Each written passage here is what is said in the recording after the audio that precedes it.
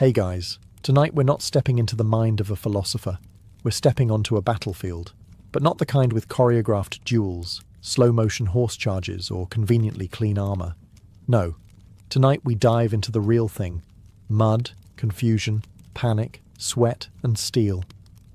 This is what actually happened in a medieval battle. And spoiler alert, it looked nothing like the movies. So before you get comfortable, take a moment to like the video and subscribe. But only if you genuinely enjoy what I do here. And let me know in the comments where you're tuning in from and what time it is for you. It's always fascinating to see who's joining us from around the world. Now, dim the lights, maybe turn on a fan for that soft background hum, and let's ease into tonight's journey together. You awaken to the sound of something between a horn and a man screaming the word march like it owes him money. There is no snooze button. There is no mattress. There is only the damp, cold earth and the deep spiritual ache of having slept in your armour. You try to stretch, but immediately regret it. Your chainmail has become one with your body like a clingy X. Around you, a dozen other soldiers are waking up, each with the same look of regret and trench foot.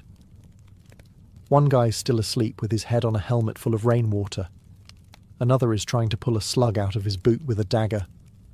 You're not sure if you should eat breakfast or apologise to your organs in advance. Breakfast, by the way, is what we'd call historically significant disappointment. It's a crust of bread so hard it could deflect arrows, possibly made last Lent. You chew slowly, not because you're savouring it, but because your jaw is still sore from yesterday's feast, which included meat of questionable origin, and something that may have once been a vegetable. You wash it down with warm ale, because medieval water was a game of bacterial roulette. There's no time for grooming. Not that it matters. You haven't seen your own face in weeks, and frankly, that's for the best.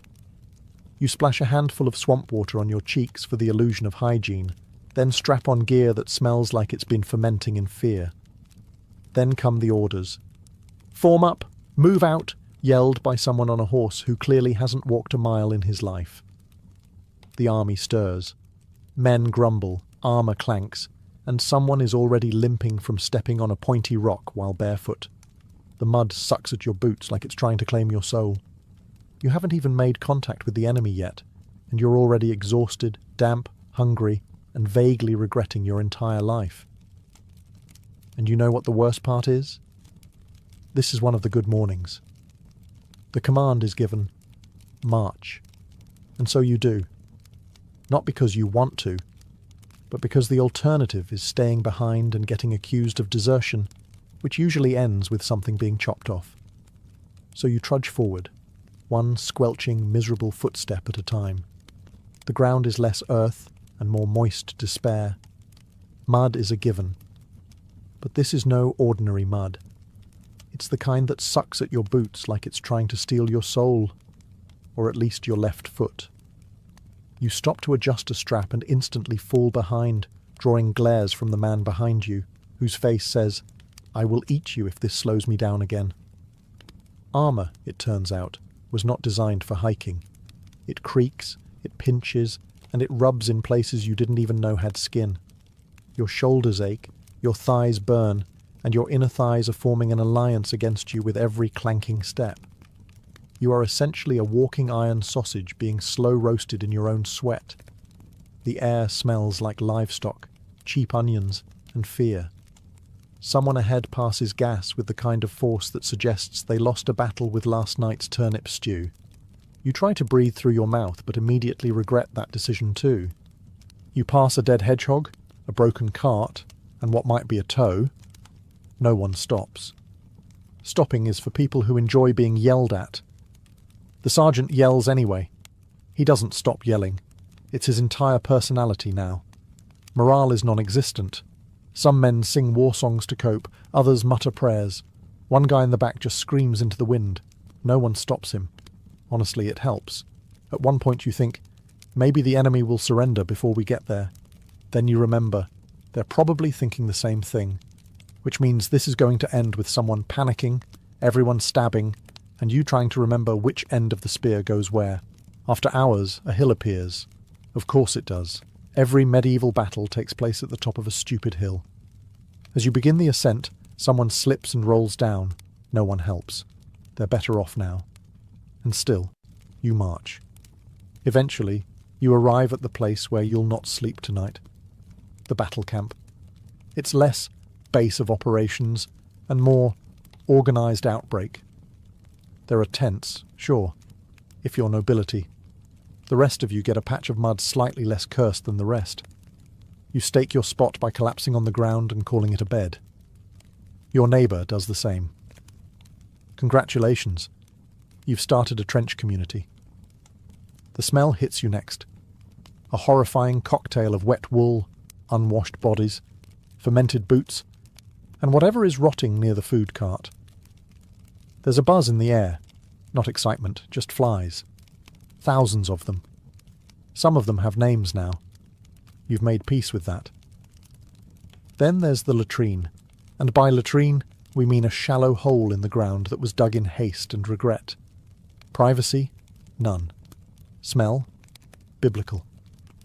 You try not to look anyone in the eyes during your visit. Everyone's dignity has already fled. You're handed a bowl of stew. It's grey. That's the only flavour. Grey. You ask what's in it, and the cook makes eye contact for 5 uncomfortable seconds before walking away. You eat it anyway because you're starving, and you hope whatever meat is in there didn't have a name 2 hours ago. Some men are sharpening weapons. Others are playing dice. A few are praying very loudly, not out of devotion, but to make sure everyone sees that they're praying, just in case God's offering extra protection to the dramatic ones. Then there's the sounds. Hacking coughs, distant weeping, a man singing off-key about bread, and somewhere, someone trying to play a lute like it's a weapon. You hear a knight bark an order. He's clean. He smells like lavender. You hate him instantly.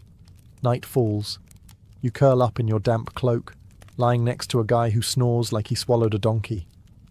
You try to sleep, but your brain's too busy imagining all the ways you could die tomorrow, or tonight, if that goat kicks you in your ribs again.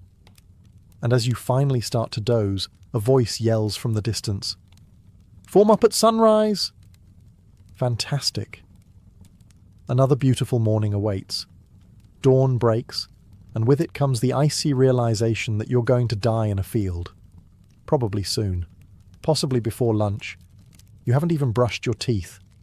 Not that you have a toothbrush, or any teeth worth saving. Trumpets sound. Men groan. You crawl out of your damp cocoon of lice-infested wool to find your comrades already pretending to be motivated. You line up, because standing in rows makes people feel slightly more in control of impending doom. It's a lie, but it's one you can shuffle into with numb feet and questionable bowel control. And then he appears, the noble commander, a man wearing polished armour so clean it's practically glowing. He's got that energy only people who've never been punched in the face tend to have. He surveys the troops like a disappointed parent who just found out you joined the losing side in a tavern brawl. He clears his throat. Everyone braces. It begins. "Men, today we fight for glory." Pause for effect. Someone near you coughs up something alive. "For our king, our lands, our honour," the crowd murmurs, mostly from stomach cramps, not patriotism. "Look to your brothers. Look to your steel." You glance sideways. The man next to you is visibly shaking and has his helmet on backward. His steel is bent. The enemy fears us. They probably don't. They probably have their own guy yelling the same thing in another accent. "If you die today..." "Oh, good," the cheerful bit. "You die as heroes." You suppress the urge to raise your hand and ask, "Can I die later? Maybe as a baker?" Then comes the bit about God. God is on your side. Which is reassuring, except you're fairly sure God's been busy smiting everyone equally this season. The speech ends with a sword thrust to the sky and a mighty shout of "Forward!" No one moves. A few guys blink. One guy sneezes. The shouting continues until someone finally shuffles forward and the rest reluctantly follow. Not out of conviction, mind you. Mostly because standing still means the commander might single you out for a volunteer job. and you've heard what happened to the last volunteer. Thus ends the pep talk. You are now spiritually prepared to panic with a purpose. So now it's time to form ranks, a noble phrase conjuring images of precision, discipline and strategy. What you actually get: a very confused clump of people vaguely facing the same direction, half of whom are still trying to put on their helmets. Some are holding weapons they just picked up 5 minutes ago. One guy is gripping a pitchfork. You're pretty sure he's just here by accident. Your sergeant, who was probably a pig farmer 3 years ago, starts barking numbers. No one knows what they mean, but everyone nods as if they understand. "Front line shield wall," he screams. "Second line pikes forward." You do as instructed, even though the guy in front of you has his shield upside down and is using it to itch his back. To your left is a guy with a spear twice his height who keeps poking people unintentionally. To your right is a man humming a battle hymn that may or may not just be Greensleeves with different lyrics. Directly behind you is someone breathing like he's been practicing dramatic dying noises in advance. You suspect he might not even be wounded. Just ready.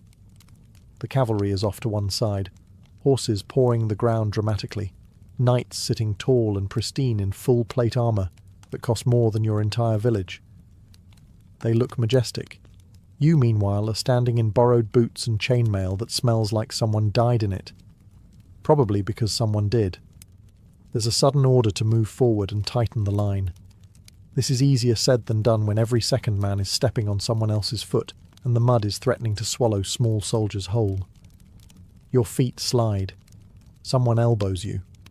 Your shield is backwards now, and you don't have the emotional energy to fix it. Then comes the drumbeat. A slow, ominous thud that tells everyone it's about to start. Men start whispering prayers. One man starts quietly sobbing. You pretend not to notice, mostly because you're busy making your own peace with mortality. You take a deep breath, raise your weapon, and try not to pass out. This is it. You're ready. Well, as ready as anyone in a crooked line of terrified peasants can be. Just when the formation starts looking somewhat believable, meaning no one is actively walking in the wrong direction, the sky betrays you. It begins with a sound, a soft, distant whoosh that becomes a collective whisper of doom. Then the shouting starts. "Shields up!" You scramble to obey, though someone nearby is still trying to figure out which end of the shield is up. A moment later, the sky darkens, not with clouds, but with hundreds of tiny death sticks launched from the enemy's side with alarming enthusiasm. And then they fall. The arrows rain down with all the mercy of an angry god having a very bad day. The man 2 rows ahead of you drops instantly, an arrow sticking out of his shoulder like a forgotten quill. Someone screams. Someone else curses in Latin. Or maybe he was just sneezing. It's hard to tell through the panic. Here's what the movies don't show. Arrows don't glide gracefully into targets like ballerinas with sharp toes. They thud, crack, stick, and occasionally bounce off armour before embedding themselves in things not meant to be pierced, like feet, thighs, and whatever counts as emotional stability. You try to shrink behind your shield, which suddenly feels far too small and alarmingly homemade. An arrow clatters off it with a metallic clang, and you immediately decide that this shield is now your best friend. You mentally name it Gerald. You whisper promises to Gerald that if you survive, you'll never talk badly about its lopsided shape again. To your left, someone is cursing the archers. To your right, someone is being cursed, mostly because he forgot to duck. Behind you, a man is yelling that he's hit, though you strongly suspect he's just trying to get out of what's coming next. Then the second volley comes. At this point, any illusion of calm has evaporated. Veterans crouch low and mumble mantras. New recruits cry openly. One guy just lies down and pretends to be dead. Not a terrible strategy, honestly. Eventually the sky clears. You're alive. Gerald did good. But now the real horror begins. Close combat. Which means it's time to get very sweaty, very loud and probably stabbed. There's no countdown, no dramatic drum roll, no theatrical charge like in the songs. One moment you're trembling in your half-formed line, and the next, all hell breaks loose. It starts with a surge. Your side moves forward, not so much with courage as with the reluctant momentum of men who know they'll be trampled if they hesitate. Someone ahead of you yells something inspiring, promptly trips and gets stepped on. You don't stop to help, not because you're cruel, but because you're fairly certain you'll join him if you do. And then you hit, literally. There's a collision. You slam into another human being like a sack of potatoes colliding with a sack of potatoes wearing sharp objects. Forget fancy swordplay. This is not a dance. This is a meat blender. You swing your weapon, maybe a sword, maybe an axe, maybe just a glorified kitchen tool. You don't aim. You don't have time. You flail. You hear metal crash against metal, wood shatter, men grunt, and someone nearby repeatedly yelling like it's a war chant. The fighting is close. Intimate, really. You are now deeply aware of the smell of the enemy. Sweat, fear, and onions. There is no such thing as personal space. There is only panic.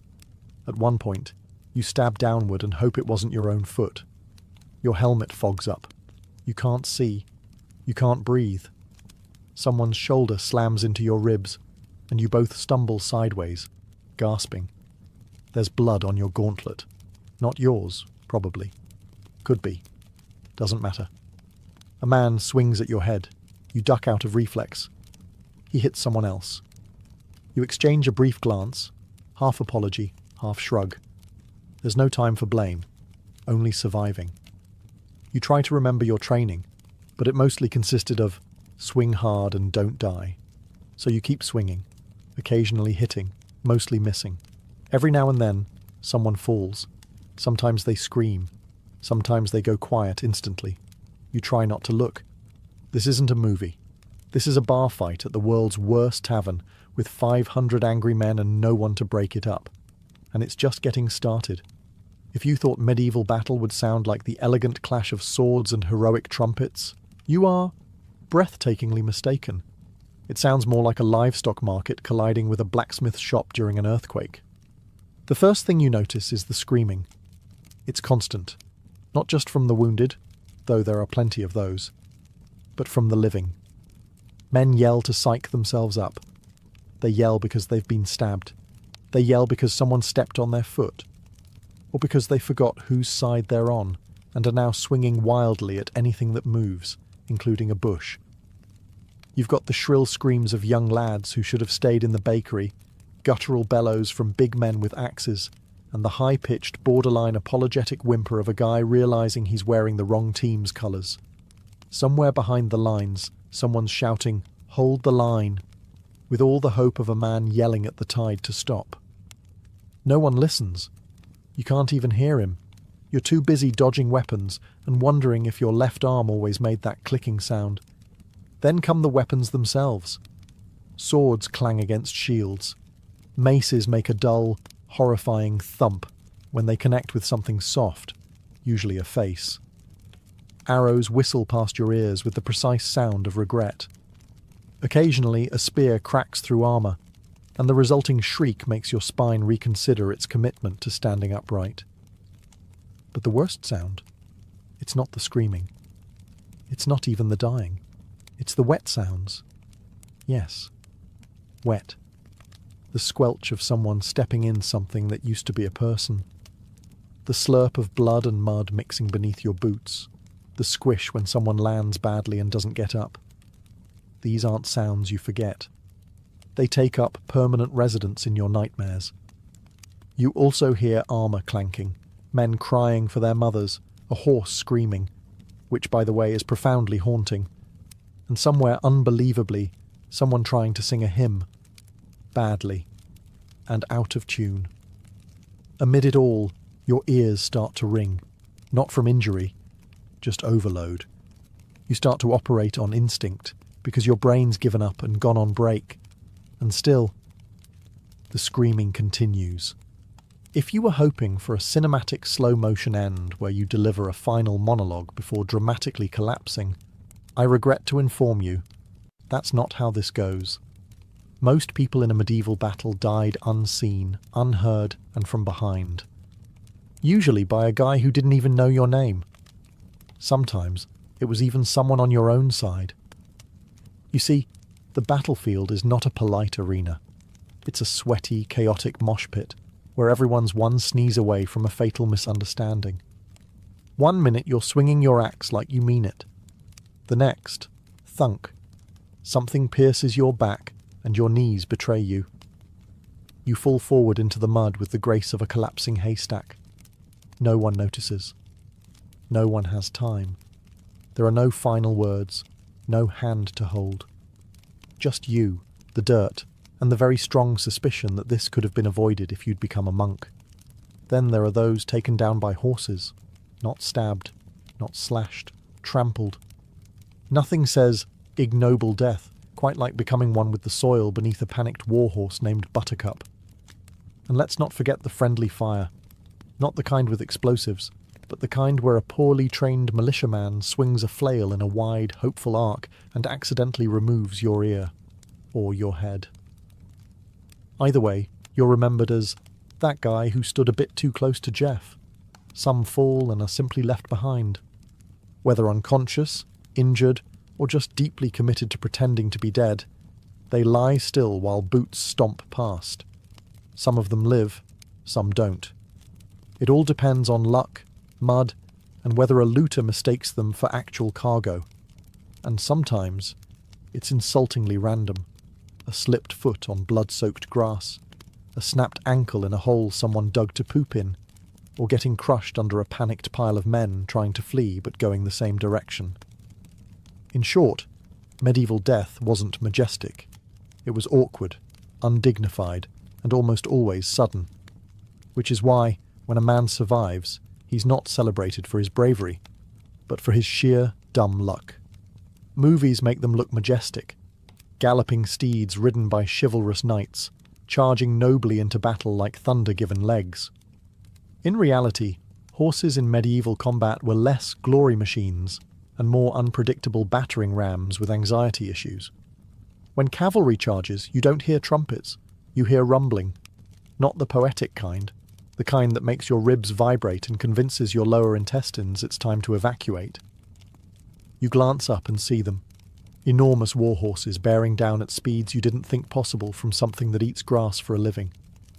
The knights look impressive from afar, shimmering armour, fluttering banners, and fancy helmets that scream, "I paid extra for this." But up close, it's just screaming. From them, from the horses, from you. Because here's the thing, horses do not care about your formations. They do not respect personal space. And they do not distinguish between enemy and guy just trying to stay alive. If you're in their way, you're going to get flattened into something archaeologists will one day label regretful smear. One man gets run over, entirely, disappears beneath hooves and is never seen again. Another tries to grab a knight's leg, misses, and is kicked in the chest so hard he might now be legally classified as a belle. Some knights fall off. A surprising number, actually. Turns out, slippery mud and full plate armour don't mix. When they crash, the sound is somewhere between a pantry collapsing and a church bell being punched. They then lie there like confused beetles, flailing and cursing as they try to stand up before someone sticks them with something pointy. And don't think the horses are immune to chaos. One rears up dramatically, gets spooked by a flag, and bolts in the wrong direction, dragging its rider toward the latrines. Another simply refuses to move at all, which results in a shouting match between knight and horse that everyone awkwardly ignores. For infantry, there's only one rule: don't be under the horse. It's a rule everyone learns quickly, often the hard way. By the end, horses are bloodied, men are scattered, and whatever formation existed is now a tragic memory. And the cavalry? They'll probably do it all again tomorrow.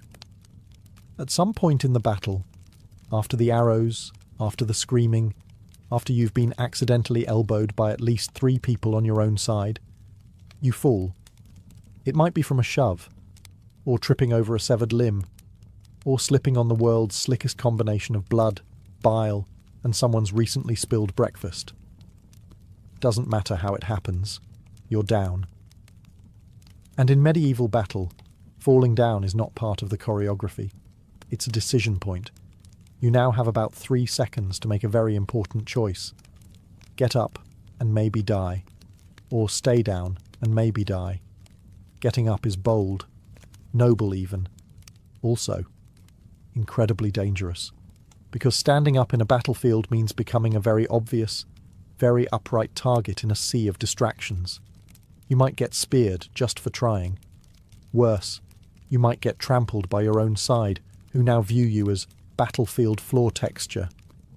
On the other hand, staying down isn't exactly safe either. People fall on you. Horses stomp near you. Looters occasionally poke the bodies to see if they're dead or just trying really hard. And if someone figures out you're faking, they might get annoyed and fix the situation permanently. Still, many choose the dead possum method. Lie still, breathe shallow, and pray nobody steps on your spine. You listen to the chaos swirl around you. Steel hitting steel, men crying out, the unmistakable wet splat of something ending poorly nearby. A man drops next to you. He doesn't move. You try not to look. And sometimes, it works. You survive by being the battlefield's most committed plank. Eventually the fight moves on. The noise fades, and you're still breathing. Victory, kind of. The problem is getting back up. Because now you're covered in grime, blood, unclear whos, and the subtle shame of surviving via corpse impersonation. When you do rise, assuming you're not part of a new human pile, you look around, dazed, bent, and smelling like a haunted boot. No one cheers, no one notices. You're just another body that didn't stay down, which, by medieval standards, makes you one of the lucky ones. The battle is over. You're not quite sure how it ended. There was no dramatic banner raised, no villainous general shouting "Retreat!" as trumpets blared. One moment it was chaos, the next, fewer screams, less clanging, more groaning. That's how you know it's done. The noise shifts from aggressive to exhausted. You look around, blinking through blood, hopefully not yours, and sweat. The field is littered with bodies, weapons, and the occasional boot that somehow separated from its owner and is now resting politely atop a rock. It's quiet, unsettlingly so. Someone mumbles, "We won," with all the enthusiasm of a man who just found out he gets to live, but only in a tent full of disease.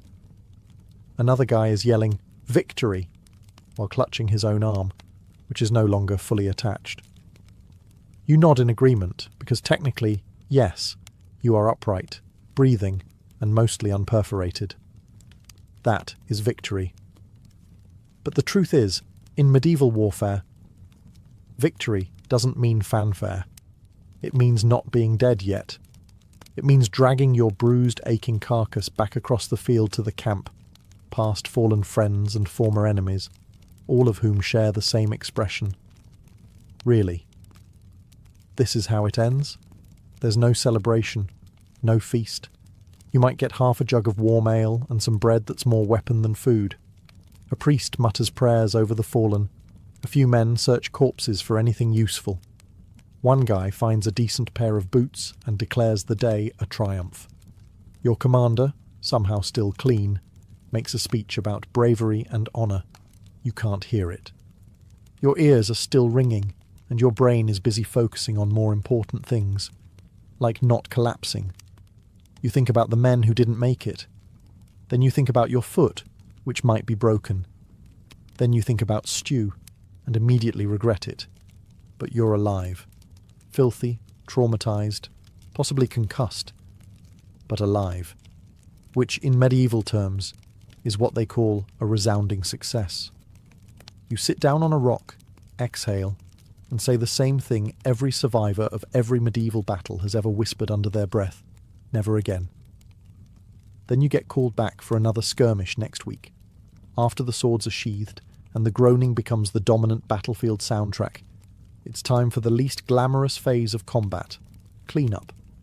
You might assume this means burying the dead and tending to the wounded, and technically, that's part of it. But really, it's a mix of triage, looting, and a kind of horrifying medieval arts and crafts project where the materials are body parts. First, the medics arrive. And by medics, we mean men with knives, bad eyesight, and zero formal training. They specialise in phrases like, "That'll have to come off," and "bite on this stick."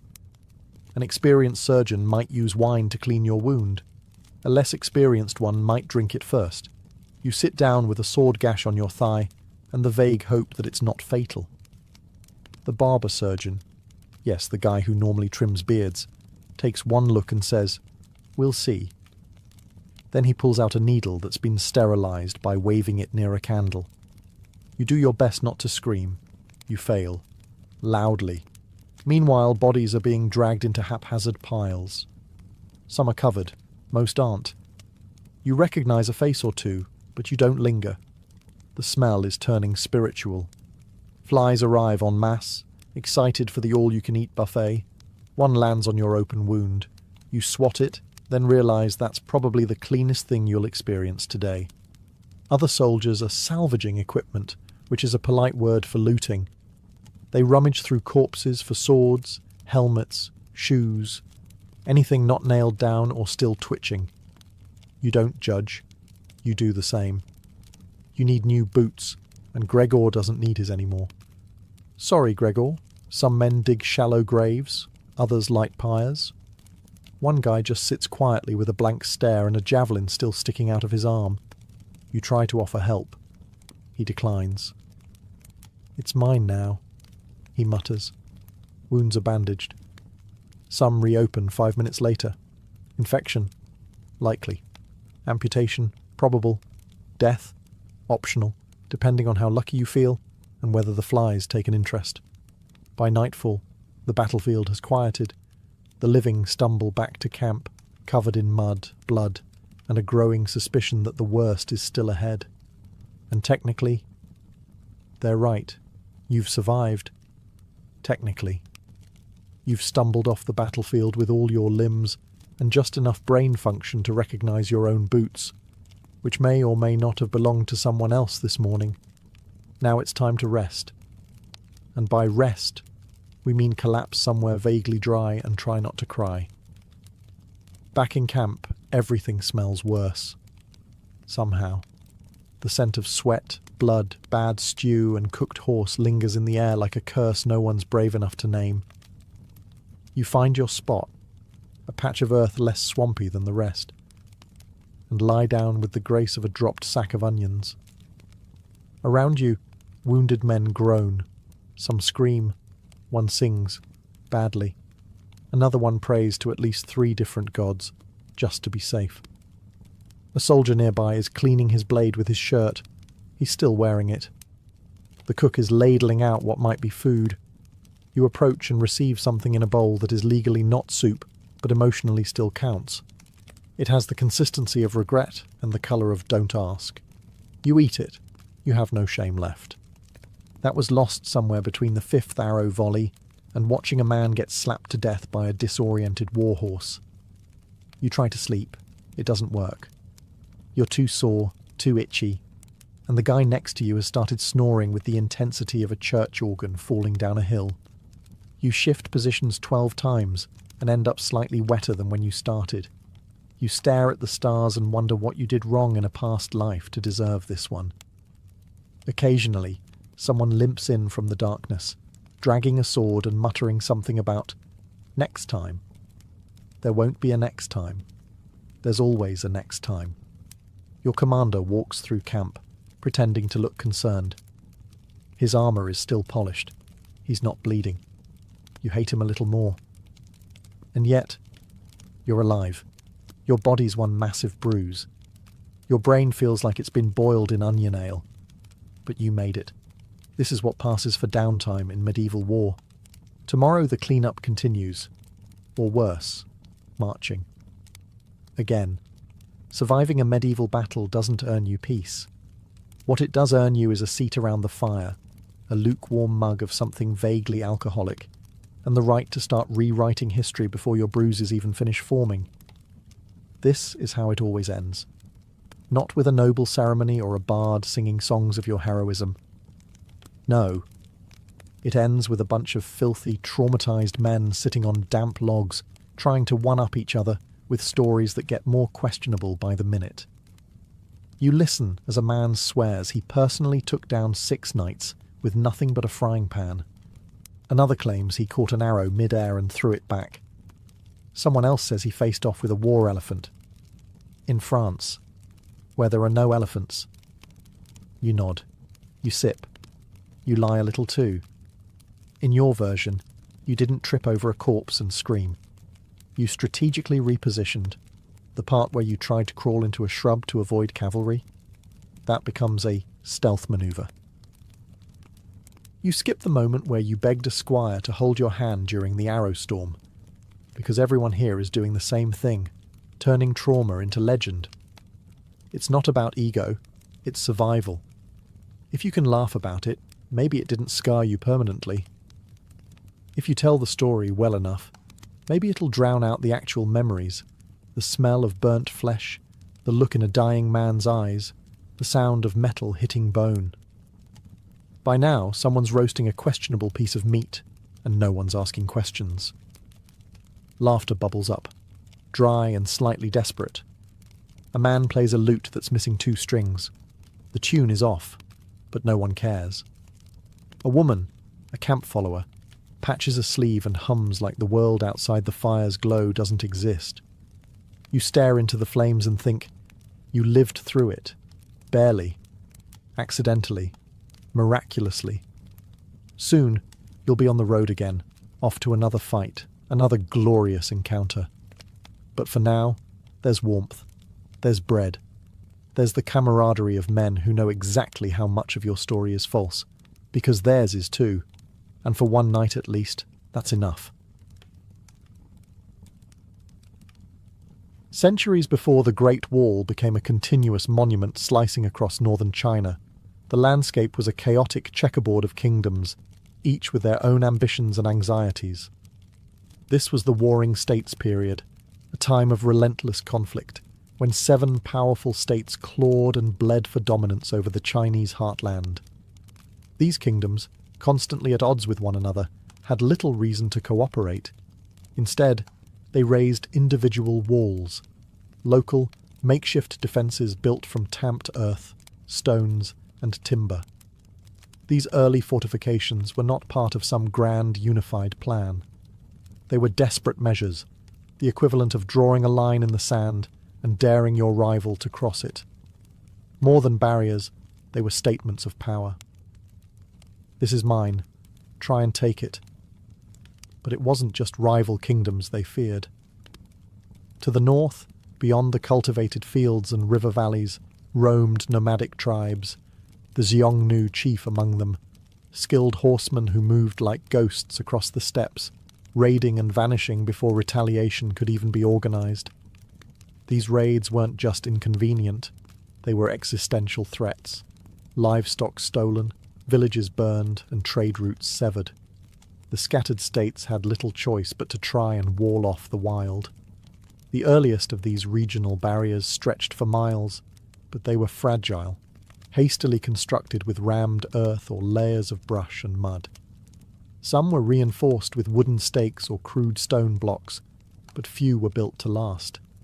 What they lacked in permanence, they made up for in manpower. Tens of thousands of peasants, conscripts and prisoners were thrown into the grueling work, often with no choice and no rest. These isolated walls were often poorly maintained, crumbling in the face of time and weather. Still, they represented the beginning of an idea, that China's northern frontier could be tamed not through negotiation or diplomacy, but through sheer will and wall building. No single king envisioned the Great Wall as we know it today. That dream of unification, of a singular barrier stretching across the spine of China, would come later, with the rise of an emperor who craved not just power, but eternity in stone. And so, amid dust and blood, the groundwork was laid, not for a wall, but for a legend. In 221 BCE, after centuries of chaos, a single man did what no one before him had: unite all of China. His name was Qin Shi Huang, the first emperor of the Qin dynasty, and he didn't just want to rule. He wanted to redefine the landscape itself. Where others saw a fractured region stitched together by war, he saw the beginnings of an empire. And to protect it, he needed something colossal. One of his first decrees as emperor was to link and expand the existing regional walls built during the Warring States period. These individual barriers, some already decaying, others barely more than glorified trenches, would be joined into a single massive defence network to keep the nomadic Xiongnu and other northern tribes at bay. But this was no repair job. It was an engineering campaign of imperial scale. Qin's vision was not just about military defence. It was about power, unity, and control. A continuous wall symbolised not just the edge of civilization, but the edge of his personal authority. To build it, he conscripted hundreds of thousands, soldiers, peasants, prisoners, and scholars who had run afoul of the regime. Many were worked to death in remote mountain passes or scorching deserts. The wall earned a grim nickname among the people: the longest cemetery on earth.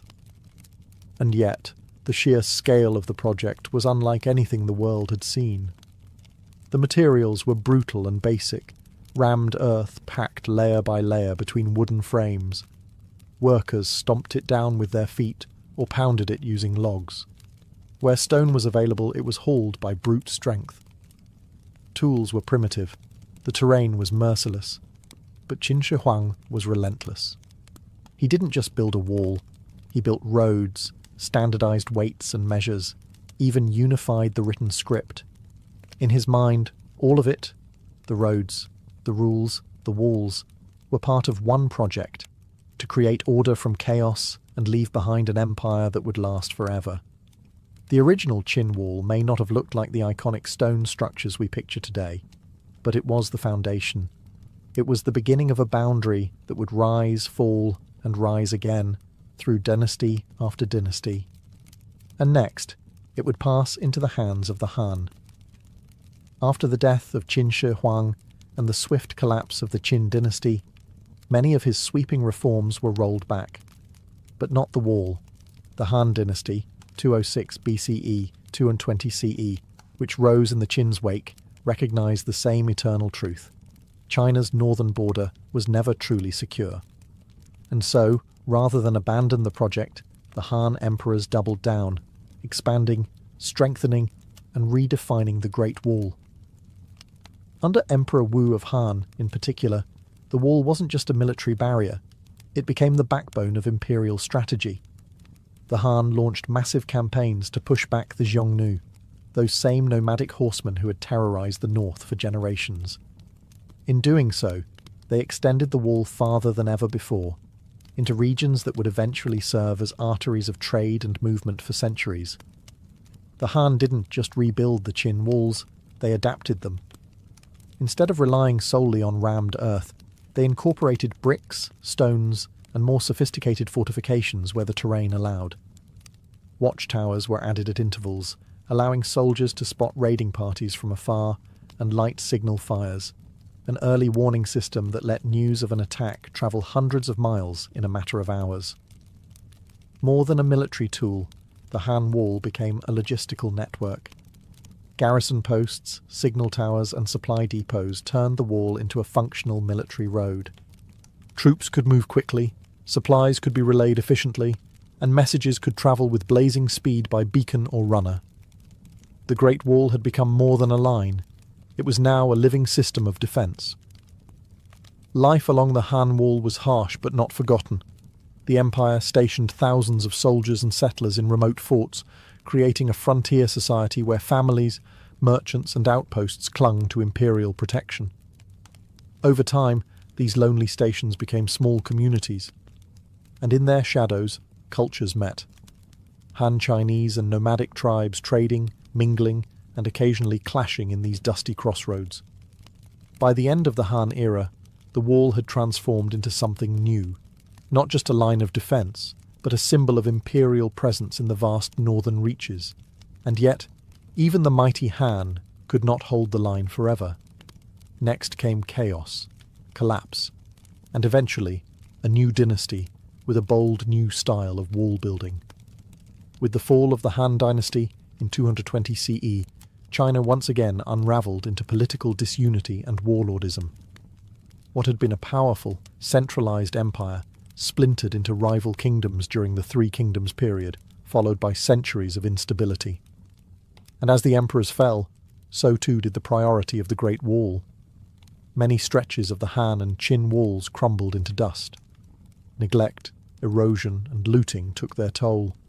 Station outposts were abandoned. Watchtowers collapsed. In many regions, the wall became less a structure of defence and more a buried memory, half swallowed by shifting sands and creeping vines. Without a strong central government to maintain it, the Great Wall was simply too vast to preserve. But the threats from the north never disappeared. Nomadic powers like the Xianbei, the Rouran, and later the Gökturks rose and expanded across the steppes. Some of these groups would eventually carve out their own kingdoms within China, blending cultures while redefining borders. The wall, in these times, was less a hard border and more a relic of an older vision of defence, a line that no longer matched the political reality. Yet fragments of the wall still served local rulers. Some warlords and regional dynasties used leftover segments of the ancient defences as the skeletons for new fortifications. Others mined the old walls for materials. Bricks and stones were repurposed to build homes, temples, or regional walls of their own. It was a slow cannibalization of a fallen empire's bones. Meanwhile, in the popular imagination, the wall faded. It was no longer an empire-wide project, but a thing of legends and old records. Chinese poets wrote of distant battlegrounds and border fortresses, painting the northern frontier as a cold, bitter place where men went to die and were seldom remembered. Still, even in this time of decay, the idea of the wall remained powerful. It lingered as a symbol of what China had once been and what it could be again. A dream of unity, strength, and clarity in the face of chaos.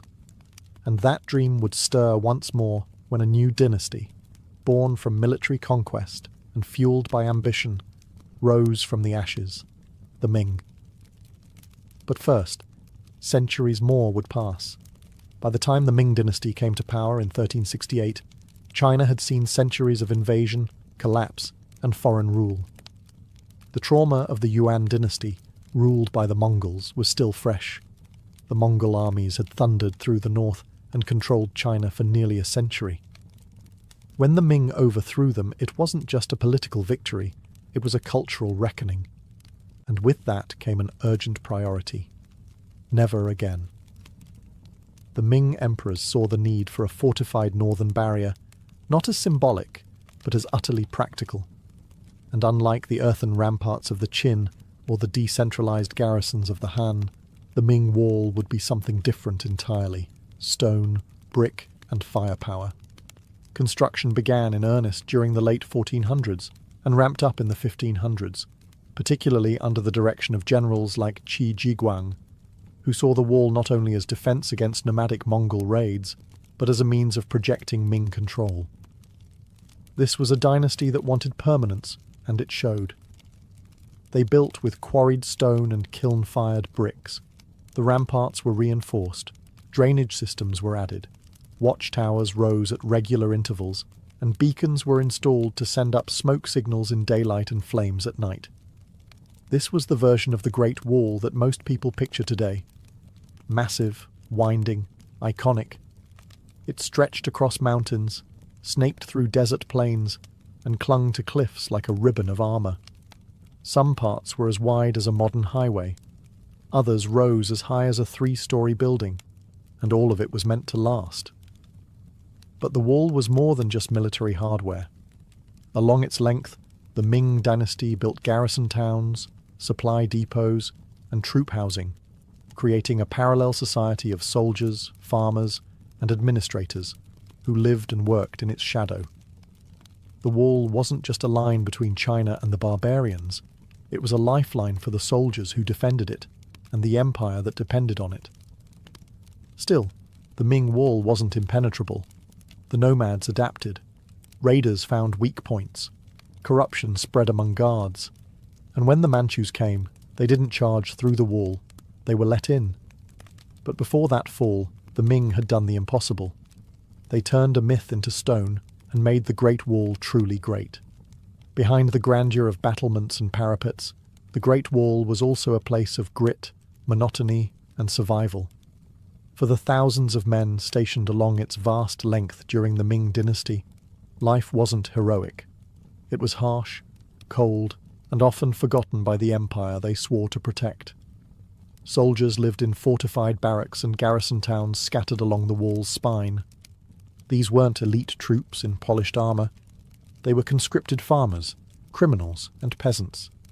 Men who traded their freedom or futures for a bowl of rice, a pair of boots, and a crude bed behind stone walls. Some served voluntarily, seeking pay or honour. Others were sent as punishment, exiled to the frontier where winter bit and boredom settled like frost.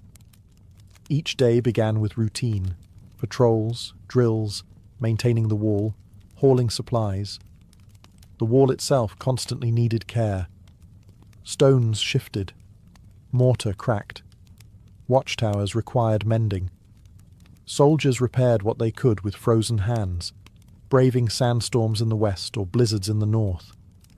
There were no holidays, only shifts, and the distant, ever-present threat of a Mongol raid.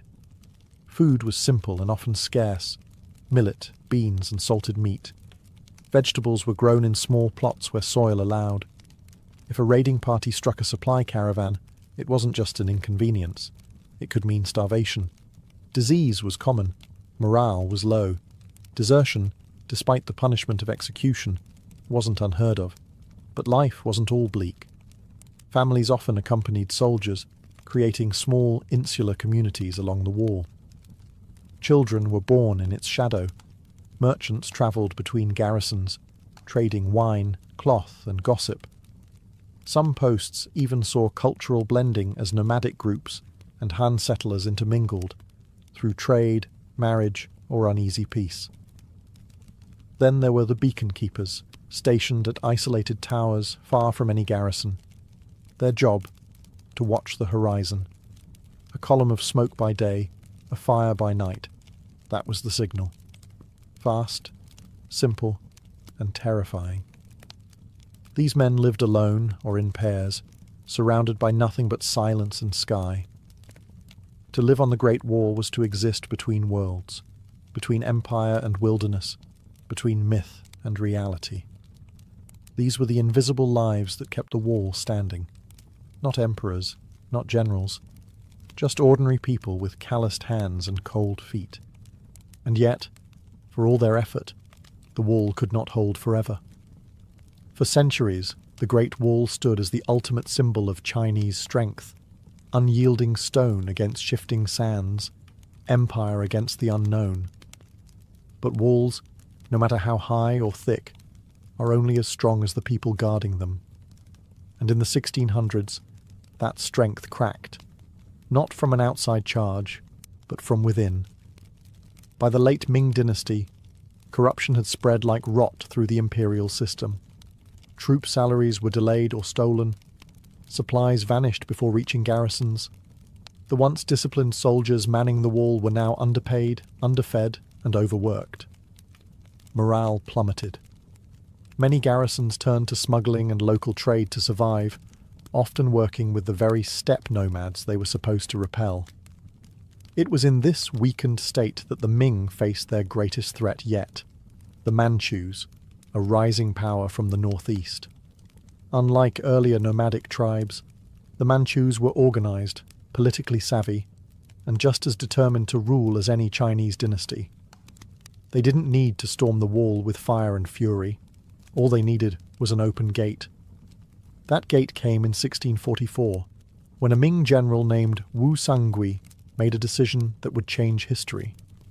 Faced with a peasant rebellion that had already seized Beijing, and with his own forces outmatched, Wu opened the Shanhai Pass, one of the most critical entries through the wall, to the Manchu army. He hoped they would help suppress the rebellion. Instead, they took the capital and founded a new dynasty, the Qing. In one stroke, the Great Wall's entire purpose collapsed. It had not been conquered. It had been bypassed, betrayed by those it was meant to protect. The wall could not defend against shifting loyalties, desperation, or political convenience. Under the Qing, the Great Wall faded from strategic importance. The empire expanded deep into the north, pushing past the barrier that once marked the edge of civilization. The wall was no longer a frontier. It was a relic, a memory of a different world. And so the Great Wall, which had taken centuries to build, was rendered obsolete in a single moment of human error. No breach, no siege, just a key in the wrong hands. But legends rarely die so easily. After the Manchus took power and the Qing dynasty expanded China's borders well beyond the wall, the once mighty fortification began to fade, not with a crash, but with a whisper. It was no longer a military necessity. Trade routes bypassed it. New fortresses were built deeper into the frontier. The Great Wall, that colossal symbol of imperial resolve, simply became irrelevant. Without purpose, maintenance ceased. The garrisons emptied. Watchtowers were left to crumble. Local villagers scavenged its bricks to build homes, wells, and pig pens. In some places, entire stretches were dismantled stone by stone, not out of malice, but practicality. Why quarry new material when the old wall sat unused? In deserts, sand slowly swallowed sections of it. In the mountains, roots split stones apart. Rains washed away mortar.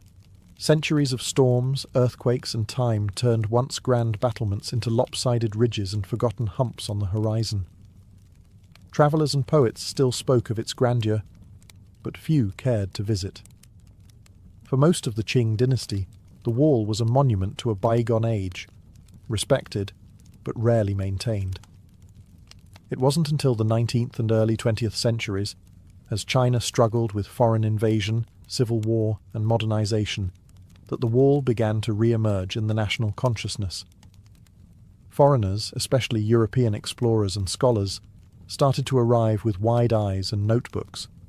They romanticized it. They marveled at it. Some even misunderstood it, believing the entire structure had been built by one emperor or that it was visible from the moon. By the time the People's Republic of China was established in 1949, the wall had become more than stone. It was a symbol of Chinese identity, endurance, and ingenuity.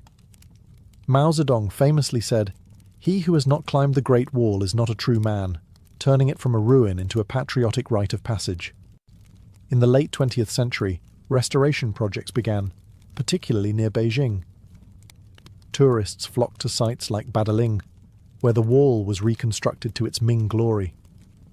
Other sections, wild, broken, and authentic, remained untouched, slowly succumbing to nature. From forgotten ruin to global icon, the Great Wall had completed a strange journey. No longer a barrier of defense, it had become a bridge to the past, a reminder of what people can build when driven by fear, ambition, and dreams that stretch across centuries. The Great Wall of China is one of the most recognized structures on Earth, yet much of what people know about it is wrapped in myth and exaggeration. Contrary to popular belief, it's not a single wall, but a network of fortifications built by different dynasties over 2,000 years, stretching through mountains, deserts, and plains. It doesn't form an unbroken line, and, no, it's not visible from the moon. But the truth, far more fascinating. The wall is less about stone and mortar, and more about memory and metaphor. It represents a civilization's long struggle to define itself, not just against outsiders, but against the chaos within. It tells a story of emperors obsessed with order, of peasants forced into backbreaking labor, of generals whose legacy was measured not in victories, but in feat of construction. It's the product of ambition so great it left a scar visible from the sky. Throughout Chinese history, the wall has meant different things to different people. To emperors, it was a symbol of control. To soldiers, it was a prison of duty. To poets, it was a lonely place, echoing with the wind and the weight of separation. And to modern China, it has become a cultural anchor, a reminder of endurance, strength, and national pride. Tourists come by the millions, hiking restored paths and posing beside ancient watchtowers. They're drawn not just to the view, but to the myth, the idea that human hands could shape something so vast, so defiant, it would outlast kingdoms, dynasties, even time itself. And in many ways, it has. Yet large portions of the wall remain in ruins. Over 30% has already disappeared, eroded, or dismantled. Preservation is now a race against weather, development, and neglect. The challenge today is not to build the wall, but to remember and protect what remains, to preserve a past that stretches over continents and centuries. In the end, the Great Wall was never truly about keeping enemies out. It was about drawing a line between civilization and wilderness, between empire and uncertainty, between what was known and what was feared. And in doing so, it became something greater than defense. It became legend. Stone by stone, story by story, the wall still stands. Not just in the hills of northern China, but in the imagination of the world. The year was 1860, and America was a country on the brink of both greatness and collapse. With the rumble of civil war on the horizon and gold fever gripping California, one thing was painfully clear. The United States was growing faster than its communication lines could keep up. The East Coast was buzzing with telegram wires and railroads, but the West, it might as well have been another continent. Sending a letter from St. Joseph, Missouri, to Sacramento, California, could take 3 to 4 weeks, on a good day. That was, of course, assuming the stagecoaches weren't held up by snow, bandits, or the casual collapse of a rickety bridge. And in a country obsessed with manifest destiny, waiting a month to hear if your shipment of gold had made it, or whether Lincoln had been nominated, was unacceptable. The government had tried alternatives, steamships around Cape Horn, or via the Panama Isthmus, both risky, expensive, and painfully slow. But the West needed real-time updates, not news that was already outdated by the time it arrived. What the country needed was speed, and preferably something that didn't involve a 6-month cruise around South America. Enter the Pony Express, a bold, reckless, and some might say wildly impractical idea. The concept was simple. Put a chain of young, lightweight riders on horseback, racing day and night across nearly 2,000 miles of rugged terrain. Relay stations would be placed every 10-15 miles, fresh horses swapped in minutes, and no one stopped. Rain, snow, or arrows be damned. Letters would now travel from Missouri to California in under 10 days. It sounded crazy, but then again, so did building a transcontinental railroad, and look how that turned out. This wasn't just about delivering mail. It was about proving that the American frontier could be conquered with grit, courage, and a lot of saddle sores. It was about shrinking a sprawling, chaotic country into something that felt just a little more connected. And at the centre of it all stood a ragtag team of businessmen, teenage riders, and weary station masters, about to make history on horseback. But as fast as it rose, the Pony Express would soon find itself racing against something it couldn't outrun, the speed of light itself. The brains behind the Pony Express weren't wild cowboys or government officials. They were businessmen, ruthless, ambitious, and maybe a little desperate. William H. Russell, Alexander Majors, and William B. Waddell were already knee-deep in the overland freight business. They ran supply lines to army posts across the West, hauling everything from barrels of flour to military cannons through Indian territory and barren plains. But contracts were drying up, and the economy was shaky. So they did what all great capitalists do when cornered. They gambled. Their new plan? Launch the fastest mail service in American history and land a juicy government deal to make it profitable. They called it the Central Overland California and Pikes Peak Express Company, which, let's be honest, doesn't exactly roll off the tongue. The newspapers and public quickly gave it a more thrilling name, the Pony Express. This wasn't just a logistical venture, it was an all-out sprint across hell. The route stretched nearly 2,000 miles from St. Joseph, Missouri to Sacramento, California, cutting through the unforgiving heart of the American wilderness. There were mountain passes in the Rockies that swallowed wagon trains whole, and deserts in Nevada where horses could collapse within hours. Yet Russell and Company were convinced they could make it work. They built over 150 relay stations, hired about 80 riders, and bought 400 of the toughest, fastest ponies money could buy. Their first goal was symbolic: deliver Lincoln's inaugural address to California in record time. The plan was a PR stunt, but also a challenge to the telegraph and the stagecoach, two giants of 19th century communication. They launched the inaugural ride on April 3rd, 1860. A crowd gathered in St. Joseph to watch the first rider bolt out of town with a mail pouch slung over his saddle. Cheers erupted. A legend was born. Behind the scenes, the company was hemorrhaging money. Stations had to be manned, horses fed, riders paid, and equipment constantly replaced. But no one cared about the books. Yet. All eyes were on the trail. Could this audacious experiment actually work? What followed wasn't just fast. It was a blur of courage, chaos, and wild improvisation. Riders raced through blizzards, dodged ambushes, and sometimes crossed rivers still frozen over. They weren't just carrying mail. They were carrying the promise of a united country. And for a brief, shining moment, it worked. The Pony Express had one major requirement for its riders. They had to be young, really young. Ideally, orphans. That way, if they died on the trail, no one would complain too loudly. Charming, right?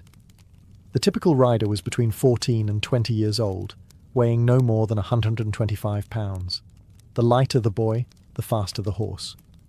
Ads famously called for skinny, wiry fellows, not over 18, orphans preferred. It was part job offer, part dare, and the ones who answered were a special breed, reckless, stubborn, and wired for speed. Among the most legendary was William Buffalo Bill Cody, who would later become a Wild West icon. Though there's debate about how much he actually rode for the Express, the image of a teenage Cody charging through hostile territory with nothing but a revolver and a mail pouch helped fuel the mythos. Then there was Pony Bob Haslam, who completed one of the longest and most dangerous rides in Express history, 120 miles through Paiute territory, with fresh arrows sticking out of his shoulder. These weren't just delivery boys. They were adrenaline junkies. Riders galloped through sleet and sandstorms, often riding day and night with little rest.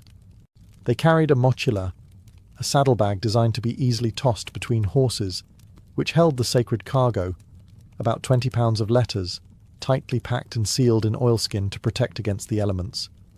Every second mattered.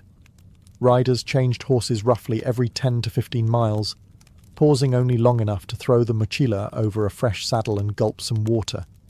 Each rider would cover 75 to 100 miles in a single stretch, then collapse at a home station for food and rest. And then they'd do it all over again. Dangers lurked at every turn. Bandits, wild animals, river crossings, and attacks by hostile groups defending their lands from intrusion. The Express didn't carry weapons of war, but every rider had a revolver, a knife, and a lot of nerve. They rode alone through the night, often with no company except for the sound of hooves and the wind. Despite the danger, the Pony Express rarely failed to deliver. The mail got through, almost always. And in those fleeting 18 months, these teenage daredevils became legends, living, breathing symbols of American tenacity. While the riders got the glory, it was the network of relay stations, about 157 of them, that made the Pony Express work. Without them, there would have been no heroic dashes, no 10-day record times, and certainly no letters reaching Sacramento unscathed. These stations were the unsung heroes, scattered roughly every 10 to 15 miles across deserts, plains, and mountain passes like tiny islands of civilization in an ocean of wilderness. There were two main types: relay stations and home stations. Relay stations were simple affairs, bare-bones structures where a rider would swap out their exhausted horse for a fresh one. The exchange was a pit stop in the purest sense, often completed in under 2 minutes. Picture it, a kid barely old enough to vote, galloping in at full speed, flinging the mochila onto a waiting saddle, and bolting off again in a cloud of dust. Home stations were spaced about every 75 to 100 miles and served as the rider's resting point. Here, the young men could eat, sleep, and attempt to recover before heading out again. These were often operated by station keepers and their families, living in isolated cabins or sod houses with little more than a fireplace and a sense of duty. Mail delivery depended on them. A missed horse, a closed gate, or a sleepy attendant could cause hours of delay, and that was unacceptable. Life at these stations wasn't glamorous. Supplies were scarce. Stations in the high desert or deep plains had to fend off raids, survive brutal winters, and deal with wildlife ranging from rattlesnakes to wolves. Station keepers often lived with a rifle within arm's reach and slept with one eye open. And yet, the system worked, most of the time. Horses were strategically placed. Riders followed strict timetables. Each station served as a heartbeat in the grand circulatory system of the Pony Express. Miss a beat, and the whole organism suffered. But when it all clicked, it was magic. Messages that once took weeks suddenly arrived in 9 or 10 days. A letter sent from New York could pass through dozens of hands, hundreds of hooves, and across a continent's worth of peril, and still arrive ahead of schedule. The system was bold, fragile, and breathtakingly efficient, but it was also expensive. And now it was time to pay the bill. The Pony Express was fast, blazingly, unbelievably fast for its time. But speed came at a cost, and not just in risk, sweat, or the occasional horse that dropped dead mid-route. The cost was very real, very financial, and very unsustainable. From the very beginning, the Pony Express bled money. Operating across 1,800 miles of harsh terrain required enormous resources. Just building the infrastructure, stations, barns, corrals, and supply depots, cost the founders around $200,000, a fortune in 1860. Then there were the horses, hundreds of them, each bred for speed and endurance, not longevity. And of course, the riders and station workers all had to be paid. Barely. Each letter cost the customer $5 for half an ounce in the beginning. Adjusted for inflation, that's roughly $170 today, just to send a short message. Even when the price eventually dropped to $1, it was still out of reach for most Americans. The service was used mostly for urgent government or business correspondence. Think Wall Street, not Grandma's birthday card. Despite all the daring, all the glory, the Pony Express was never a profitable enterprise. The founders, Russell, Majors and Waddell, had banked on securing a lucrative government mail contract. But that deal never came. The US Post Office was reluctant to fund what many saw as a dangerous stunt, and political instability in the lead-up to the Civil War didn't help matters. By late 1860, the financial strain became unbearable. Horses needed feeding, stations required constant upkeep. Riders had to be replaced, and all of this was funded out of pocket. Worse, the public perception of the Express as a kind of romantic adventure masked the brutal reality.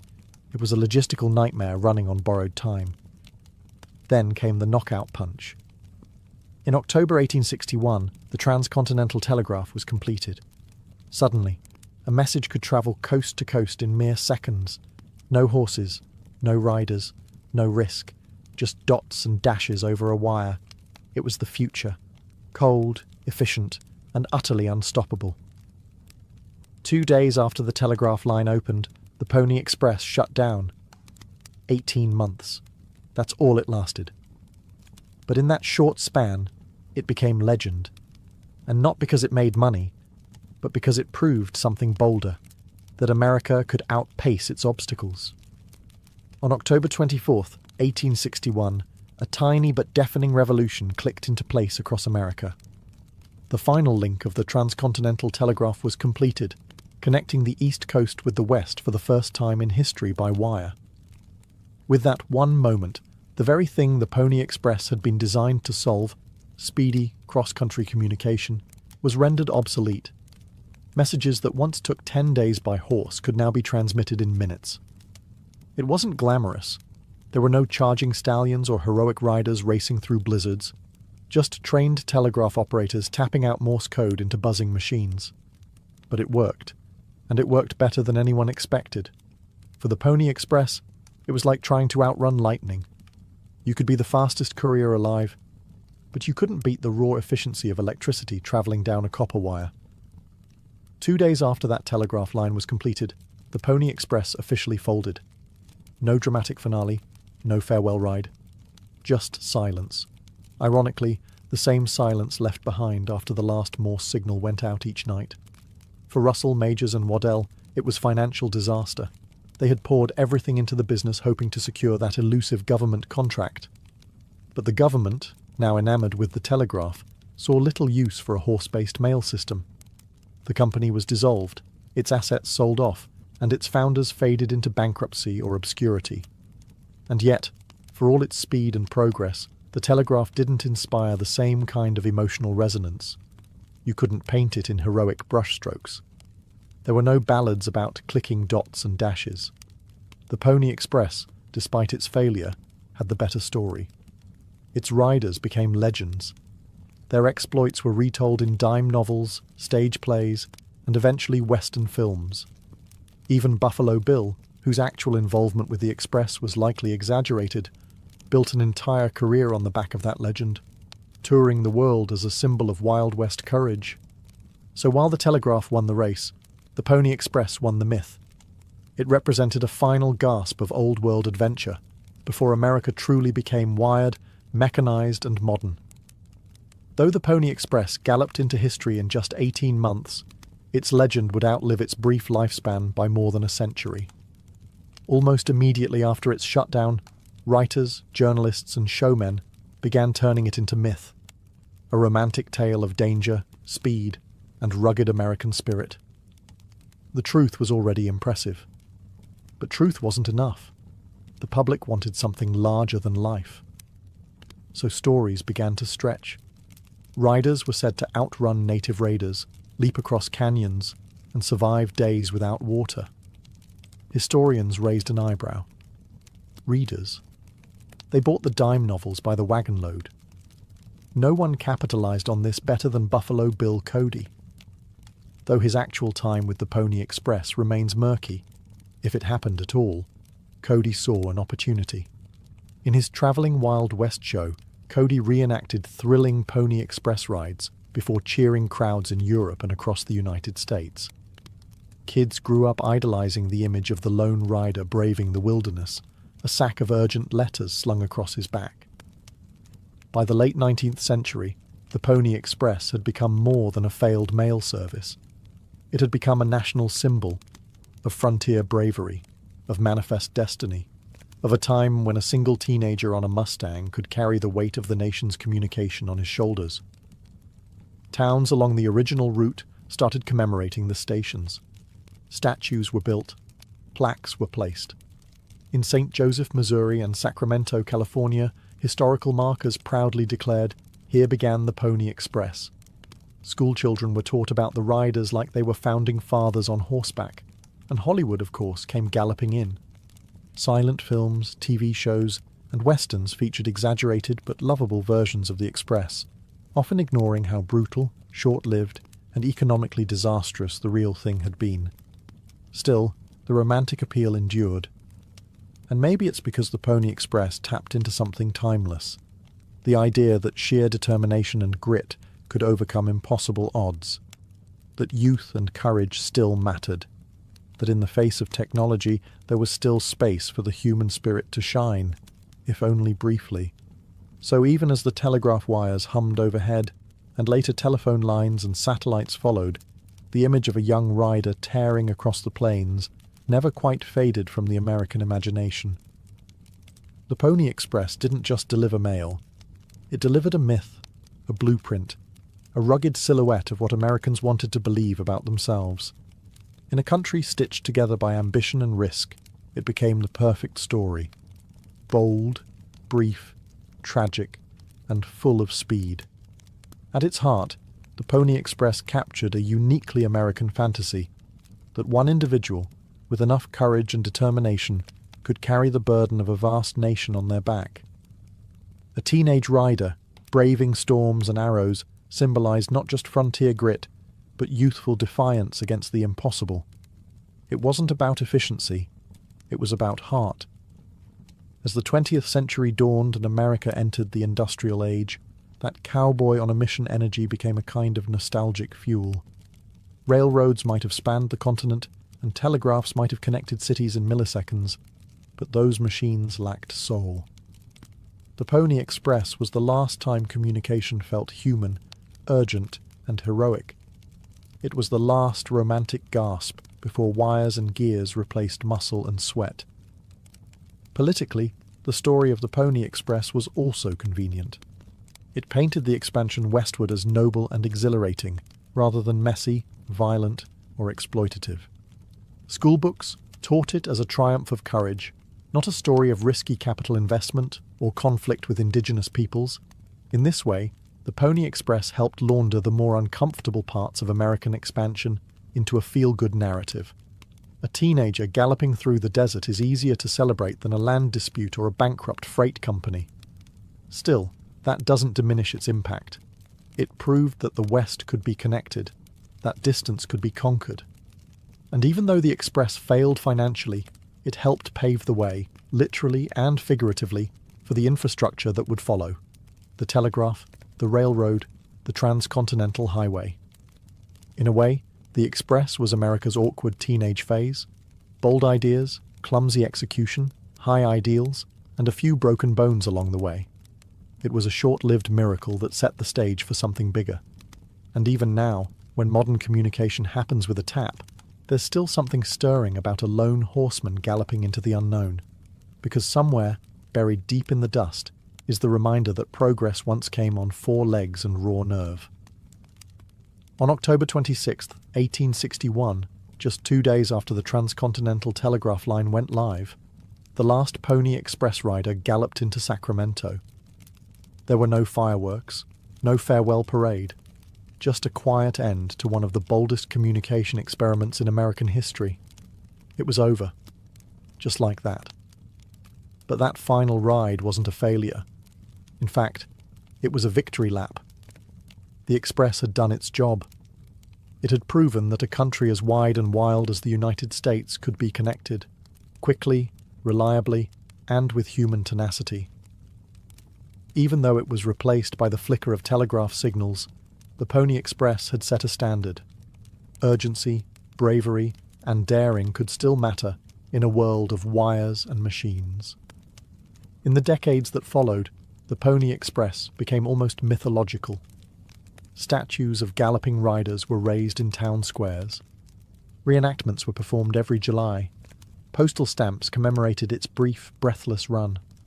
And historians, sometimes amused, sometimes in awe, continued to revisit those 18 months that changed how America imagined itself. It's easy to forget how fragile the whole thing was. Letters were carried in lightweight pouches that could be passed between riders in seconds. Horses were trained to run full tilt over cliffs, rivers and mountains. Riders were barely old enough to grow a beard. There were ambushes, stampedes, and snowstorms.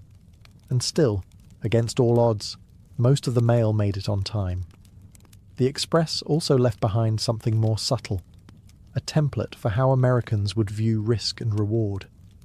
Silicon Valley founders and Wall Street gamblers often talk about Pony Express energy, bold moves made fast, with the odds stacked against you.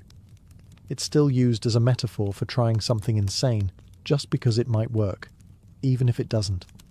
Today, when you send a message across the planet in a second, it's hard to grasp what 10 days on horseback meant. But that's the point. The Pony Express isn't remembered because it lasted. It's remembered because it tried. For one brief, shining moment, a bunch of kids on horseback outran the world. And though they were eventually passed by the telegraph, the telephone and the internet, they did what few ventures ever do. They made history, and then they became legend. And that more than speed is what made the Pony Express unforgettable. Before the violin found its place beneath the chins of concertmasters and soloists, before it filled opera houses and sonatas with aching emotion, it lived many lives under many names. Its story begins not in Italy, but far earlier, in the vast, wind-swept grasslands of Central Asia. Here, centuries ago, horsehair was strung across simple wooden bows to stroke the strings of instruments like the morin-kur and the rebab. These early bowed instruments, used by nomadic herders, produced low nasal tones that mimicked the human voice or the sounds of the animals they lived alongside. The idea was revolutionary, using friction rather than plucking or striking to sustain a note. It was the birth of an expressive technique that would echo across cultures. As trade routes flourished, these instruments moved westward, along the Silk Road, through Persia, into the Arab world, and eventually into southern Europe. The rebab, in particular, was carried into Moorish Spain during the 8th and 9th centuries, where it mingled with local traditions. Meanwhile, the Byzantine Empire developed the lyra, another bowed instrument that would later influence Eastern European designs. Each culture added something, a different tuning, a new shape, an extra string. These instruments didn't evolve in a straight line. They branched like a family tree. In medieval Europe, the rebab gave rise to the vielle and the fiddle, boxy, bowed instruments held against the chest or tucked under the chin. These were the tools of wandering minstrels and church musicians, playing simple melodies in taverns, streets, and courtly halls. Their sound was raw but intimate, their construction basic but clever. The bow had arrived, and with it, a new way of thinking about music, not as a sequence of short notes, but as a flowing, continuous voice. But these early fiddles were still crude compared to what was to come. Their shapes varied wildly, their tuning was inconsistent. There was no standard form, no refined soundboard, no fingerboard optimized for agility. Still, in their wavering tones and handmade quirks, the violin's soul was beginning to stir. The concept was there. The desire for something more agile, more emotional, more human. It was just waiting for the right hands, in the right place, at the right time. As the Middle Ages gave way to the Renaissance, Europe found itself awash in new ideas about art, science, and music. Among cathedrals and courts, a quiet transformation was taking place. The rough-hewn fiddles and vielles of earlier centuries were being refined, not only in appearance, but in purpose. Instruments were no longer just for dancing or liturgical drones. They were becoming vehicles for expression. By the 15th century, bowed string instruments had become common throughout Western Europe. You could hear them in taverns, weddings, noble chambers, and theatres, but no two looked quite the same. The vielle often had 5 strings, and its shape varied wildly from maker to maker. The lira da braccio, an Italian favourite, had a broad body and flat bridge, making it ideal for playing chords, popular with Renaissance poets and humanists who liked their verses set to music. But despite their growing popularity, these instruments still had limitations. Their sound lacked projection. The tuning systems were unreliable. Their design was too clumsy for true virtuosity. Musicians and composers began asking for more flexibility, more range, more clarity, more responsiveness. Something that could sing like a voice, yet dance like a flute. At the same time, a quiet revolution was happening in instrument-making craftsmanship. Artisans across Italy and Germany were experimenting with curved wood, new varnishes, and more precise carving tools. They weren't just shaping wood, they were shaping resonance. Luthiers began to understand that the shape and thickness of the wood dramatically affected the sound it produced. Thinner tops vibrated better, rounded backs projected further, arched bridges allowed for individual string playing. Musical tastes were evolving too. Composers began writing more intricate parts for bowed instruments. The demand wasn't just for rhythm or harmony, it was for melody, for something lyrical and soloistic. The stage was being set for a new type of instrument to emerge, one that was compact, agile, and expressive. Europe had all the ingredients: the centuries-old lineage of bowed instruments, the artistic energy of the Renaissance, and a new class of master builders ready to carve out the future. All that was missing was someone bold enough to reimagine the instrument from the ground up. And in the small Italian town of Cremona, that someone was about to pick up a chisel. In the fertile plains of northern Italy, nestled along the Po River, lies the unassuming town of Cremona. During the 16th century, it was neither a capital nor a military power, but it was home to something else entirely: craftsmanship at its finest. This was a place where guilds of builders, artisans, and instrument makers turned wood into miracles. And it was here that the violin, as we recognize it today, was truly born. At the centre of this quiet revolution stood Andrea Amati, a master luthier whose innovations would define an entire family of instruments. Building on the lira da braccio and other Renaissance fiddles, Amati streamlined the body shape, refined the arched top and back, and standardized the proportions. His creations weren't experiments, they were templates. He introduced the F-shaped sound holes, which allowed better sound projection and helped stabilize the structure. His instruments were smaller, lighter, and more responsive than anything before, and importantly, he tuned them in perfect fifths, a tuning system that gave the violin its uniquely vocal and agile range. By the mid-1500s, Amati's violins were being commissioned by royalty, including King Charles the Fiend of France, who ordered a set of 24 instruments for his court. These weren't just musical tools, they were status symbols, hand-painted and gilded, blending engineering and visual art. Cremona quickly became the epicenter of violin-making excellence. Other families followed the Amati tradition, most notably the Guarneri and Stradivari dynasties. They didn't just copy Amati, they refined, stretched, and deepened his vision. The violins coming out of Cremona were no longer anonymous workshop items, they were signed works of genius, each with its own tone and soul.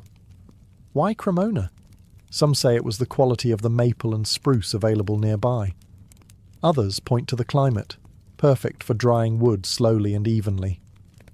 Still others credit the tight-knit guild culture, where techniques were passed down through apprenticeships and secrets, never written, always spoken. Whatever the reason, Cremona became to violins what Florence was to painting, a birthplace of brilliance. From these narrow cobblestone streets, an instrument emerged that could whisper or weep, leap or lament, an instrument that would go on to shape centuries of music across Europe and beyond. By the early 17th century, the violin had outgrown its birthplace. No longer confined to the luthier's shops of Cremona, it began to travel, from court to court, chapel to chapel, and across the borders of Renaissance Europe. And with each journey, it gained power, prestige, and purpose. Italy, of course, remained the heart of violin culture. Composers like Claudio Monteverdi were among the first to feature the violin in formal compositions. In Monteverdi's Orfeo, 1607, widely considered the first great opera, violins were used not just for accompaniment, but to express mood, emotion, and divine grandeur. The instrument was no longer a rustic fiddler's tool. It was a theatrical voice, capable of seduction, sorrow, and triumph. Soon, Italian violinists and instrument makers carried their craft abroad. They moved to Germany, Austria, and France, where royal courts were eager to embrace the latest musical fashions. The violin became a fixture in chamber ensembles, prized for its clarity and brilliance. In Paris, the royal court of Louis XIV adopted it enthusiastically. The Sun King even had an official 24-member violin band, the Les 24 Violons du Roi, a powerful endorsement of the instrument's rising status. Meanwhile, Germany and Austria began developing their own schools of violin playing and construction. Makers like Jakob Steiner gave the instrument a broader, deeper body, favouring a warmer tone over the sharp brilliance of the Italian designs. Violinists such as Heinrich Bieber pushed the instrument's technical boundaries writing demanding solo works filled with ornamentation and emotional complexity. Churches, too, embraced the violin. It accompanied choirs, filled stone cathedrals with soaring melodies, and took part in sacred oratorios. No longer considered too sensual or secular, it was now accepted into the highest realms of spiritual music. By the end of the 17th century, the violin had become more than a curiosity. It was essential to composers, to performers, and to audiences. It was equally at home in a smoky tavern, a royal ball, or a candlelit cathedral. And it wasn't done yet. Next came the golden age of violin making, and the rise of a name that would become synonymous with perfection: Antonio Stradivari. If Andrea Amati gave birth to the violin, Antonio Stradivari perfected it. Born in Cremona in 1644, Stradivari was trained in the tradition of the Amati workshop, but he quickly moved beyond imitation. What he created in the late 17th and early 18th centuries would become the gold standard, not just of violins, but of musical craftsmanship itself. Stradivari's instruments weren't merely beautiful, they were transcendent. With a keen eye for wood selection, subtle asymmetry in shaping, and a still mysterious varnish that added depth both visually and sonically, Stradivari violins possessed a tone that was clear, powerful, and hauntingly warm. They could project to the back of a concert hall, yet whisper intimately to a single listener. Stradivari built over 1,000 instruments in his lifetime: violins, violas, cellos, and even guitars. About 650 survive today, each one named like royalty: the Messiah, the Soil, the Lady Blunt. Many are still played by the world's greatest soloists. Even centuries later, their sound remains unmatched.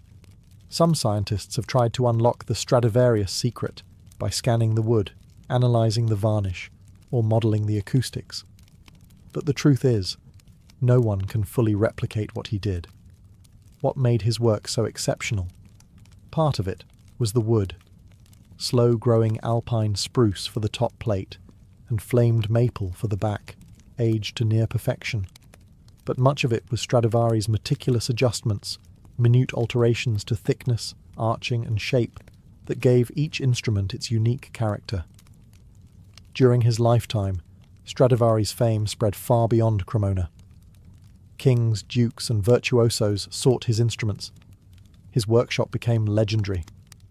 Even after his death in 1737, musicians regarded a Stradivarius as the ultimate prize, a tool so responsive it felt alive. Stradivari wasn't the only great luthier of his time. The Guarneri family, especially Giuseppe Guarneri del Gesù, produced violins with darker, more aggressive tones, favoured by soloists like Paganini.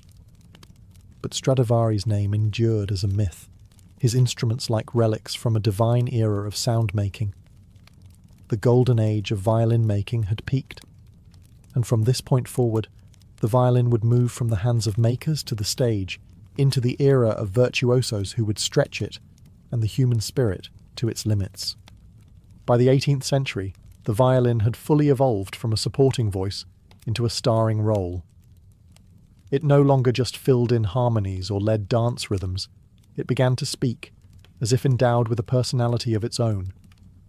And in the hands of a new breed of performers, the virtuosos, the violin became an instrument of awe. One of the earliest stars was Arcangelo Corelli, whose elegant and expressive sonatas helped define the violin's role in Baroque music. He wasn't a flashy showman, but his playing was admired for its grace and control.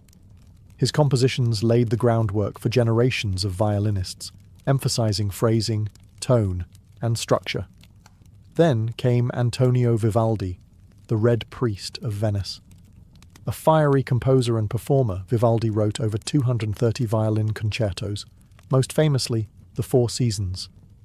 These pieces weren't just music, they were theatrical experiences, filled with imitations of birdsong, thunderstorms, and pastoral dances. Vivaldi showed the world that the violin could not only sing, it could tell stories. As musical taste shifted toward the classical era, the violin remained at the forefront.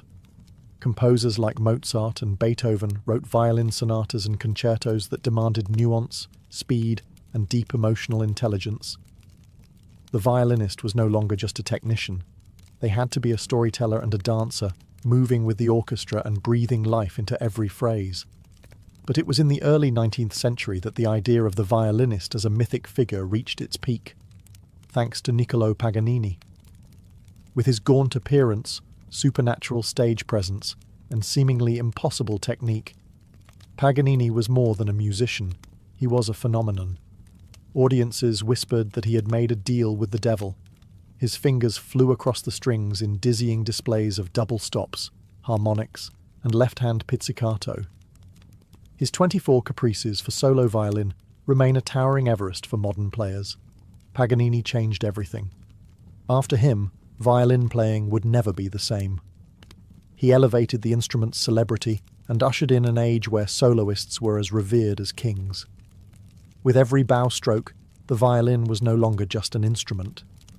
It was a voice, sometimes divine, sometimes demonic, always unforgettable. As the violin grew in power and prestige through the 18th and 19th centuries, it also became the cornerstone of the orchestra. Once a companion to singers and lutes, the violin now led the charge. Melodic, expressive, and versatile, it became the instrument composers relied on to carry their grandest ideas. The transformation began with the Baroque orchestra, where strings already formed the foundation.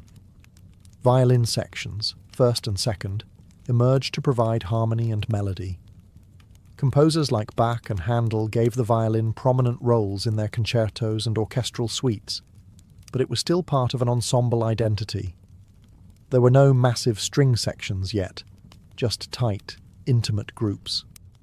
Then came the classical era, and everything expanded.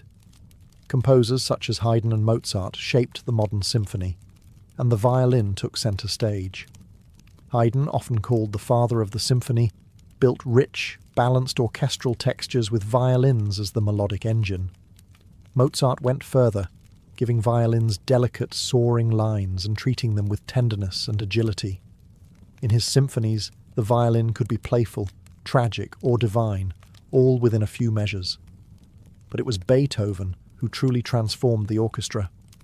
He expanded its size, deepened its emotional range, and placed unprecedented demands on every section, especially the strings. The first violins often carried the primary themes, while the second violins played crucial harmonic and rhythmic roles. No longer background players, they were now the narrators of symphonic drama. By the Romantic era, orchestras had ballooned in size, and the violin was king. Brahms, Tchaikovsky, Dvorak, and others gave the violin lush melodies and heroic passages, both in symphonies and concertos. The orchestral violinist had to master nuance, endurance, and ensemble coordination, all while keeping up with rapidly evolving musical complexity. Conductors too began relying on the concertmaster, the lead violinist, not just to lead the section but to bridge the gap between conductor and orchestra. In many ways, the concertmaster became second in command, responsible for tuning, bowings, and setting the tone for the entire ensemble. From chamber groups to 100-piece orchestras, the violin had woven itself into the very DNA of Western art music. It wasn't just an instrument anymore, it was the voice of the symphony itself. By the 20th century, the violin had long since conquered Europe's concert halls. But its journey was far from over. No longer confined to the symphony or opera pit, the violin began to cross borders and genres, weaving its voice into cultures far beyond its Italian roots. In Eastern Europe, the violin had already taken on a vibrant, expressive role in Romani, gypsy music, long before it was ever featured in Tchaikovsky or Brahms. In Romani hands, the violin danced, cried, and dazzled with virtuosic flourishes and heartbreaking melodies. It became a voice of resistance and celebration, passed down through oral tradition, not conservatory instruction. Across the Atlantic, the violin transformed again into the fiddle. In American folk, Appalachian, and bluegrass music, the violin shed its aristocratic clothing and put on worn boots. It became a communal instrument, leading barn dances, storytelling through reels and jigs. Its style changed too. Quick, rhythmic bowing, open tunings, and spontaneous improvisation took centre stage. In India, the violin found an entirely new identity. Adapted into Carnatic and Hindustani classical music, it was played seated, resting on the floor, the scroll angled toward the player's ankle. Indian violinists mastered microtones, slides, and ornamentations foreign to Western ears, yet perfectly suited to raga and tala. The instrument had crossed a cultural bridge and become something uniquely Indian. Meanwhile, in Latin America, the violin flourished in mariachi bands and folk ensembles. In Argentina, it danced alongside the bandoneon in the smoky world of tango. In Mexico, it serenaded with soaring lines over trumpets and guitars. Everywhere it went, the violin adapted, not by dominating, but by listening and blending. Jazz took the violin yet another step forward. In the 1930s and 40s, players like Stéphane Grappelli turned the instrument into a swinging, playful lead voice in the hot club of France. Later, Jean-Luc Ponty and Regina Carter redefined the violin for fusion and modern jazz, proving it could groove, bend, and improvise with the best of them. By the 21st century, the violin had become a global citizen. It could speak any musical language: classical, jazz, folk, experimental. Its voice could be lush or raw, precise or wild. And still, through every transformation, it remained unmistakably itself. In today's world, the violin stands at a fascinating crossroads, a timeless instrument in a rapidly changing age. It still holds its throne in orchestras, concert halls, and conservatories, yet it also thrives in genres and places the old masters could never have imagined. Its voice, haunting, human, endlessly adaptable, continues to echo across continents and cultures. In classical music, the violin remains essential. Young prodigies dazzle on global stages, playing concertos written centuries ago with fresh emotion and technical brilliance. International competitions like the Queen Elizabeth or the Menuhin launch careers and keep the classical tradition alive and fiercely competitive. But there's a shift happening. More players are challenging tradition, pushing the boundaries of what the violin can be. Contemporary composers are writing for the violin in new ways, using extended techniques, electronics, loops, and non-Western tunings. The violin isn't just singing anymore. It's scratching, whispering, shrieking, tapping. It can mimic machines, birds, or pure chaos. In the hands of boundary pushers like Hilary Hahn, Patricia Kopachinskaya, and Curtis Stewart, the violin becomes a laboratory of sound. Meanwhile, technology is reshaping how we interact with the instrument. Electric violins, once a novelty, are now common in pop, rock, and experimental music. Artists like Lindsey Stirling blend choreography, EDM, and cinematic themes into viral violin performances that reach millions online. It's a reminder that the instrument's appeal isn't just sonic, it's visual, emotional, personal. Education, too, is evolving. With YouTube tutorials, online masterclasses, and digital sheet music, the violin is more accessible than ever. A student in Nairobi or Lima can learn from a Juilliard professor with the tap of a screen. But alongside this democratization comes a challenge: how to preserve depth and discipline in a world obsessed with speed. Still, through all the noise, the violin endures. Why? Because it is, and always has been, an extension of the human voice. It cries like we do. It sings like we wish we could. And whether it's played on a creaky stage, a subway platform, or in front of 10 million subscribers, the violin still has the power to stop time, if only for a moment. Delicate yet defiant, ancient yet evolving, the violin isn't just an instrument. It's a storyteller, and its story is still being written.